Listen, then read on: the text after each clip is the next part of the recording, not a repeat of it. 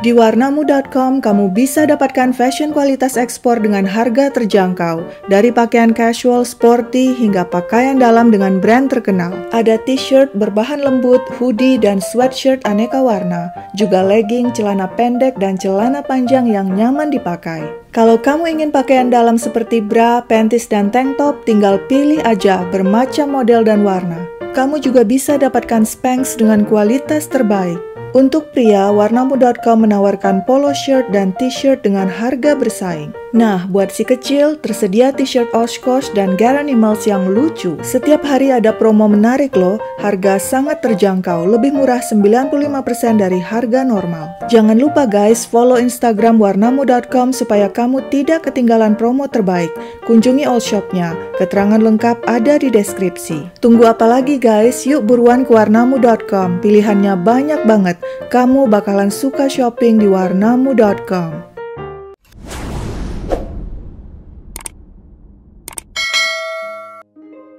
Matthew Huang dan Grace sudah saling kenal sejak masa remaja. Keduanya aktif di paduan suara gereja di Los Angeles, California. Matt berdarah campuran Jepang dan Filipina, sedangkan Grace berasal dari Taiwan dan pindah ke Amerika bersama keluarganya ketika dia berusia 7 tahun. Keduanya tinggal berdekatan di San Gabriel, California. Mereka juga lulusan universitas yang sama, yaitu University of California. Matt kemudian melanjutkan mengambil gelar master di Stanford University sebelum akhirnya bekerja sebagai insinyur sipil di MWH Global, perusahaan yang bergerak di bidang pengelolaan air bersih sejak bulan Juli 1999. Proyek utama yang ditanganinya adalah pembangunan infrastruktur air bersih, sedangkan Grace bekerja sebagai guru SD. Kedekatan Matt dan Grace akhirnya sampai ke jenjang pernikahan. Setelah menikah, keduanya berencana memiliki anak, namun dokter menyatakan mereka tidak bisa punya anak.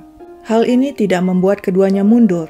Mereka berpikir jika tidak bisa memiliki anak sendiri, mereka akan mengadopsi anak.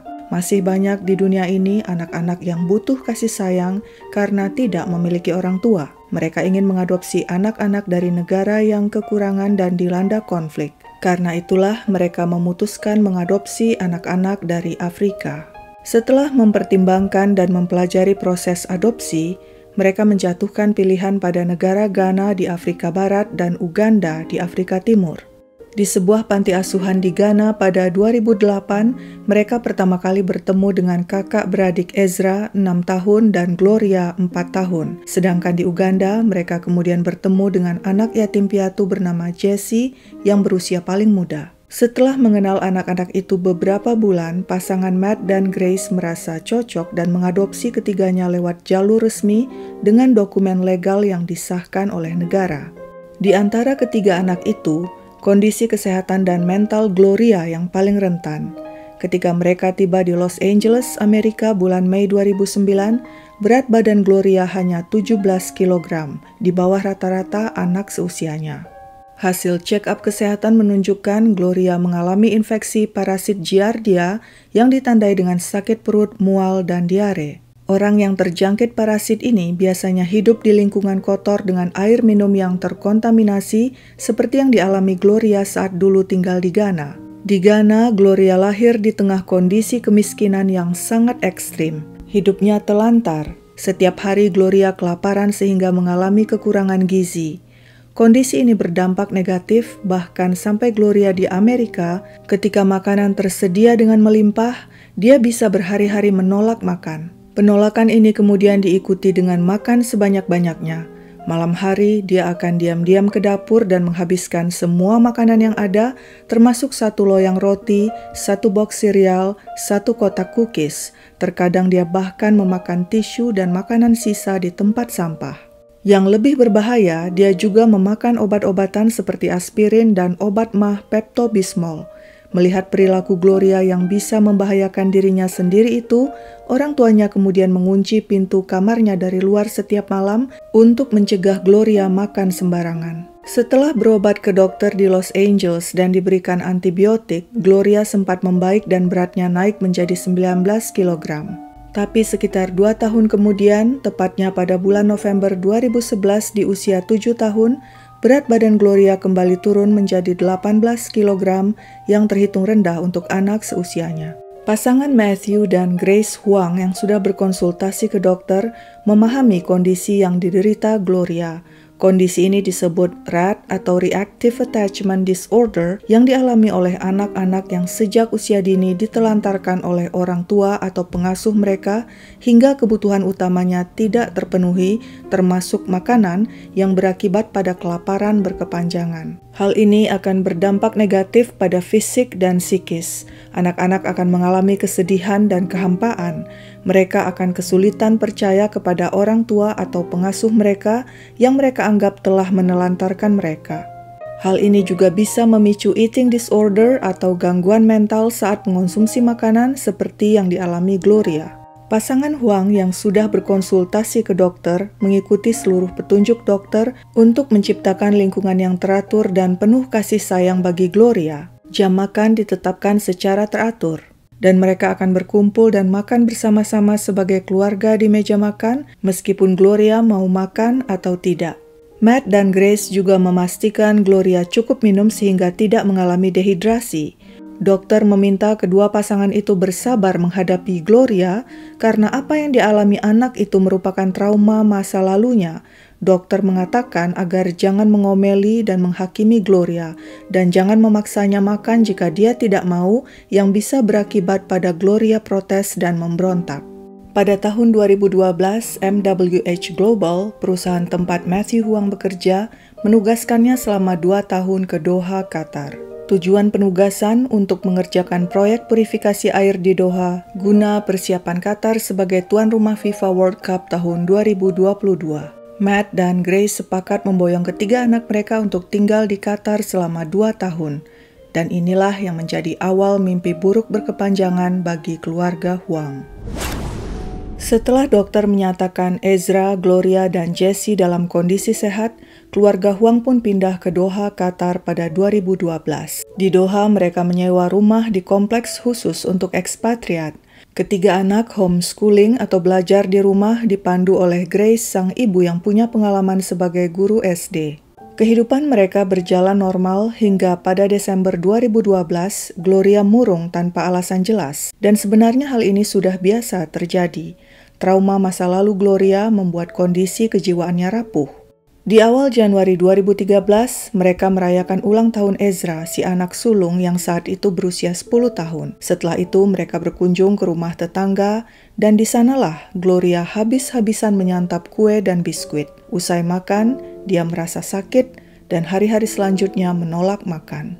Matt dan Grace bingung. Mereka ingin membawa Gloria ke dokter, tapi belum menemukan dokter yang tepat yang kira-kira mengerti kondisi Gloria dan fasih berbahasa Inggris. Karena alasan itu, mereka kemudian tidak membawa Gloria ke rumah sakit dan berharap fase ini akan lewat dengan sendirinya dan Gloria kembali makan sama seperti kejadian-kejadian sebelumnya. Sampai 3 hari ke depan, Gloria masih menolak makan, tapi dia tetap beraktivitas normal dan bermain dengan teman-temannya. Keluarga-keluarga lain dan teman-temannya melihat Gloria dalam kondisi normal. Lalu sekitar pukul 8.30 malam pada 15 Januari 2013, sang ayah Matthew Huang menemukan anaknya itu terkapar di lantai kamar tidur dengan mulut berbusa dan sekujur pakaian basah. Matt berusaha membangunkan Gloria, tapi Gloria tidak bergerak. Matthew bergegas membawa Gloria ke rumah sakit Al-Emadi yang tidak jauh dari rumah mereka. Matthew bersama Gloria yang sudah tak sadarkan diri tiba di UGD pukul 9.15 malam. Dokter dan perawat berusaha menyelamatkan Gloria, tapi gagal. Dan pada pukul 9.57 malam tanggal 15 Januari 2013, Gloria Aful Huang dinyatakan meninggal dunia di usia 8 tahun. Matthew benar-benar syok. Baru saja pagi tadi anaknya bermain dengan teman-temannya, tapi kini gadis kecil itu tidak bernyawa lagi. Matthew segera menjemput Grace dan kedua anak laki-lakinya di rumah untuk melihat jasad Gloria di UGD. Tak lama setelah itu, di UGD tiba-tiba muncul 10 polisi yang langsung menanyai Matt. Sepertinya pihak rumah sakit telah melapor ke polisi karena curiga kematian Gloria tidak wajar. "Siapa anak itu?" tanya polisi pada Matthew. Matt menjawab bahwa Gloria adalah anaknya, tapi polisi Doha tidak percaya. Menurut mereka, fisik Gloria sama sekali berbeda dengan pasangan Matt dan Grace. Matt menegaskan Gloria adalah anaknya yang diadopsi dari Afrika. Lalu polisi bertanya lagi, bagaimana Gloria bisa meninggal? Matt menjawab dia tidak tahu penyebab Gloria meninggal. Polisi kemudian berkata dengan sinis, "Masa kamu tidak tahu kenapa anakmu meninggal? Kau pasti ayah yang buruk, sibuk bekerja, tidak memperhatikan anakmu." Tidak hanya Matthew yang ditanyai polisi, sang ibu Grace juga ditanyai. "Siapa Gloria?" tanya polisi. "Dia anakku," jawab Grace. Tapi lagi-lagi polisi tidak percaya. "Tidak mungkin, warna kulit kalian berbeda." Kemudian polisi Doha bertanya lagi, "Apa negaramu?" "Amerika," jawab Grace Wang. "Tidak mungkin," jawab polisi yang melihat Grace berwajah Asia dan menganggap tidak mungkin orang Asia memiliki kewarganegaraan Amerika Serikat. Separuh putus asa, Grace menegaskan dia adalah warga negara Amerika Serikat. Sementara itu, Ezra dan Jesse juga ditanyai polisi. Polisi menanyai tentang kegiatan homeschooling mereka dan apakah mereka diberi makan oleh orang tua mereka. "Apakah ibu kalian memukul Gloria? Apakah dia memberi Gloria makan?" tanya polisi bertubi-tubi kepada kedua anak itu. Komunikasi sangat kacau karena bahasa Inggris polisi Doha yang pas-pasan, padahal yang dihadapinya adalah ekspatriat. Hari semakin malam, dan pasangan Matt dan Grace digiring ke markas polisi. Matt sempat menelpon kedubes Amerika di Doha dan menghubungi temannya untuk mengurus kedua anaknya Ezra dan Jesse selagi dia dan istrinya ditahan polisi. Keesokan hari, keadaan semakin buruk. Matthew dan Grace Wang menjadi tersangka pembunuh Gloria, anak perempuan mereka. Hal ini seperti mimpi buruk bagi Matt dan Grace. Di negara orang, dengan sistem hukum yang tidak mereka pahami, bahasa yang berbeda, dan dituduh membunuh anak mereka sendiri. Sidang pra-peradilan kasus Matthew dan Grace Wang dimulai 18 Juni 2013. Jaksa penuntut Qatar mendakwa pasangan Huang secara berencana membunuh anak mereka Gloria Aful Huang dengan menguncinya di kamar dan tidak memberinya makan dan minum selama beberapa hari dengan tujuan untuk membuatnya kelaparan sehingga berujung pada kematiannya. Dakwaan ini berdasarkan laporan UGD yang menyatakan Gloria terlihat kurus dan kurang gizi. Hasil otopsi juga menunjukkan penyebab kematian adalah dehidrasi dan cachexia atau kehilangan berat badan ekstrim. Polisi juga memperoleh informasi dari teman Matt dan Grace bahwa Gloria tidak pernah makan sejak sakit perut setelah makan kue kebanyakan di rumah tetangganya.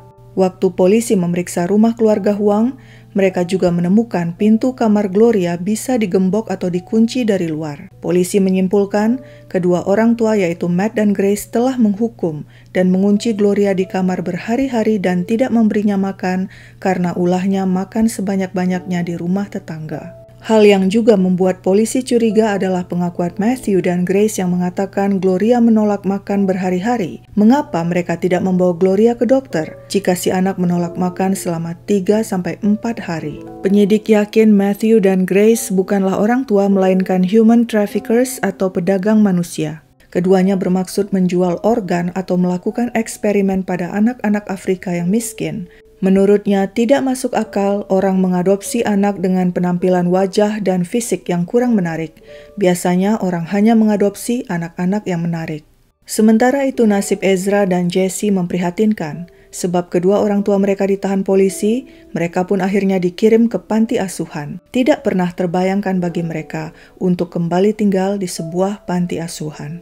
Kedubes Amerika di Doha mencoba membantu tapi tidak berhasil. Matthew juga menyewa pengacara Qatar untuk membelanya. Pengacara itu berusaha mengajukan pembebasan sementara pasangan Huang dengan jaminan uang tapi ditolak. Kabar penangkapan Matt dan Grace akhirnya diterima keluarga mereka di Amerika. Mereka pun bersama-sama datang ke Qatar. Ketika jasad Gloria diserahkan ke pihak keluarga, mereka membawanya kembali ke Amerika dan meminta second opinion dari Dr. Harry Bonnell terhadap penyebab kematian Gloria. Dr. Bonnell tidak setuju dengan hasil otopsi tim forensik Qatar yang tidak menyeluruh yang mengatakan penyebab kematian Gloria adalah dehidrasi dan cachexia atau kehilangan berat badan ekstrim. Cachexia bisa terlihat sebagai penurunan berat badan yang sepertinya diakibatkan kelaparan, meski sebenarnya bisa juga disebabkan berbagai kondisi lainnya, termasuk penyakit autoimun dan gagal jantung yang tidak diperiksa lebih lanjut oleh ahli forensik Qatar. Teori penyidik Qatar mengatakan kematian Gloria karena kelaparan, padahal saksi-saksi, teman, dan keluarga mengatakan menjelang kematiannya Gloria tetap beraktivitas seperti biasa, seperti berjalan dan bermain dengan normal, dan tidak terlihat lemah layaknya orang kelaparan. Di tubuh Gloria juga tidak ditemukan tanda-tanda kelaparan atau disiksa. Di persidangan selanjutnya, pengacara Matt dan Grace Huang menyampaikan bukti-bukti bahwa adopsi ketiga anak dari Afrika dilakukan secara resmi dan legal. Teman-teman Matt dan Grace juga bersaksi bahwa hubungan mereka dengan anak-anaknya baik-baik saja. Tapi penyidik ngotot, Gloria disekap di kamarnya selama 7 hari tanpa diberi makan sebagai bentuk hukuman karena Gloria kebanyakan melahap kue di rumah tetangga. Sehubungan dengan tuduhan perdagangan manusia, penyidik mengatakan ada kemungkinan pasangan Huang melakukan perdagangan manusia sebab tidak lumrah bagi pasangan berkulit terang mengadopsi anak-anak Afrika berkulit gelap. Karena merasa makin terpojok didakwa sebagai pembunuh anak dan pedagang manusia, Matt meminta bantuan David House Agency, sebuah firma yang didirikan Eric Vols, warga Amerika yang dulu pernah salah tangkap di Nicaragua karena dituduh membunuh. Eric Vols mulai kampanye membantu pembebasan pasangan Huang. Dia melobi pemerintah Amerika untuk menyatakan sikap terhadap kasus pasangan Huang. Pada saat yang sama, Eric juga menyebarkan kasus itu kepada media. Pada Agustus 2013, kasus itu diangkat oleh Al Jazeera, stasiun TV yang berbasis di Doha. Al Jazeera membeberkan penangkapan pasangan Huang tidak disertai bukti-bukti kuat dan minta agar pasangan itu dibebaskan. Beberapa hari kemudian, Eric Vols dihubungi perwakilan Jaksa Agung Qatar. Si Jaksa Agung minta bertemu dengannya. Pertemuan Jaksa Agung Qatar Ali bin Fetais Al-Mari dan Eric Vols dilakukan di sebuah hotel di Paris. Jaksa Agung menegaskan pada Eric, dia ingin kampanye yang mempermalukan aparat Qatar ini dihentikan. Apa yang kau inginkan? Tanyanya pada Eric Vols. Eric menjawab, segera bebaskan Matthew dan Grace Huang dan pulangkan anak-anak mereka ke Amerika. Jaksa Agung Qatar setuju meski mengatakan semuanya butuh waktu. Pada Oktober 2013, pihak berwenang Qatar mengizinkan Ezra dan Jessie Huang kembali ke Amerika. Di Amerika, mereka tinggal bersama kakek dan nenek mereka. Lalu bagaimana nasib Matt dan Grace? Belum jelas juga, mereka masih ditahan polisi Doha. Pada 6 November 2013 digelar sidang baru pra-peradilan meski ditentang keras oleh jaksa penuntut. Saat inilah pengadilan membebaskan sementara pasangan Huang hingga hakim dapat memutuskan kasus mereka. Matt dan Grace kemudian menyewa sebuah apartemen kecil. Mereka mengajukan petisi pada pengadilan untuk diizinkan pulang ke Amerika sementara menunggu keputusan dari pengadilan karena mereka ingin bertemu anak-anak mereka. Pengadilan menolak petisi itu. Matt dan Grace tidak tinggal diam. Mereka bicara ke media dan mengatakan mereka merasa diculik oleh pemerintah Qatar dan mereka ingin pulang. Pada saat yang sama, Matt juga mengalami masalah dengan perusahaannya. Karena kasusnya ini, dia hampir 2 tahun tidak bekerja, sedangkan perusahaannya sudah menghabiskan biaya cukup besar membayar pengacara untuknya, meski menurut perusahaannya itu bukanlah kewajiban perusahaan. Perusahaan yang selama ini terus menggaji Matt memutuskan menghentikan penggajian hingga Matt bisa bekerja kembali. Mendengar hal itu, Matt marah dan langsung mengundurkan diri. Dia kecewa perusahaan tidak mengerti bahwa dia masih memperjuangkan pembebasan dirinya dan istrinya dari dakwaan membunuh anak mereka. Pada 27 Maret 2014, hakim akhirnya memutuskan menjatuhkan hukuman 3 tahun penjara dan denda 15.000 rial kepada Matthew dan Grace Huang. Keduanya banding dan tetap tidak diperbolehkan meninggalkan Qatar. Sementara itu, pengacara Matt dan Grace minta bantuan Janice Ophoven, ahli penyidik medis khusus anak untuk menjelaskan penyebab kematian Gloria. Di depan pengadilan, Janice mengatakan tidak mungkin Gloria meninggal karena kelaparan, karena sebelum kematiannya dia beraktivitas dan bermain-main seperti biasanya dengan teman-temannya. Argumen itu berhasil dan hakim membatalkan dakwaan pembunuhan. Sebaliknya, Matthew dan Grace dikenakan dakwaan baru, yaitu bersalah telah membahayakan jiwa seorang anak. Mereka telah melakukan tindak kriminal saat tidak membawa Gloria ke dokter ketika anak itu menolak makan berhari-hari. Pada Juli 2014, pada saat sidang pra-peradilan banding, jaksa penuntut kembali menuding pasangan Huang adalah pedagang manusia yang telah membeli 3 anak Afrika. Matthew Huang yang sudah tidak kuat lagi terus-menerus dituduh hal-hal yang tidak masuk akal, akhirnya berteriak berkali-kali di tengah sidang, "Kau bohong, kau bohong."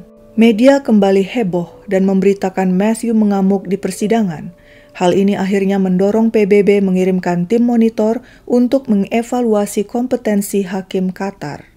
Pengacara juga melayangkan surat kepada para emir Qatar dan mengatakan hal yang menimpa pasangan Huang adalah bentuk pelanggaran hukum internasional. Akhirnya pada 30 November 2014, hakim memutuskan Matthew dan Grace Huang tidak bersalah atas dakwaan membunuh Gloria, anak perempuan mereka. Setelah hampir 2 tahun ditahan di Qatar, tidak boleh kembali ke negara mereka, dituduh sebagai pedagang manusia dan membunuh anak mereka, pasangan ini akhirnya bebas. Beberapa jam kemudian dengan didampingi dubes Amerika, mereka bergegas ke bandara untuk segera kembali ke Amerika. Tapi benar-benar sial, selagi Matt dan Grace menunggu pesawat, tiba-tiba petugas imigrasi Qatar menyita paspor mereka. Dibutuhkan waktu 3 hari dan telepon dari John Kerry, Menteri Luar Negeri Amerika, ke Menteri Luar Negeri Qatar sebelum akhirnya paspor Matt dan Grace dikembalikan dan mereka bisa pulang kembali ke Amerika Serikat, tanah air mereka tercinta. Matt dan Grace mendarat di Los Angeles pada 8 Desember 2014. Kedua anak mereka Ezra dan Jesse menyambut setelah hampir 2 tahun tidak bertemu orang tua mereka. Sampai sekarang, Matthew dan Grace Huang tidak tahu penyebab pasti kematian Gloria, hingga akhirnya mereka hanya bisa pasrah dan mengatakan semua sudah kehendak Tuhan. Keduanya terlilit hutang sebesar $2 juta untuk membayar jasa pengacara agar dapat kembali menghirup udara bebas. Bagaimana tanggapan kalian atas kasus yang menimpa pasangan Huang ini? Kalau kalian punya pengalaman tinggal di Qatar dan tahu tentang sistem hukum di sana, jangan lupa share di bawah. Sekian dulu ceritaku, sampai jumpa di cerita lain.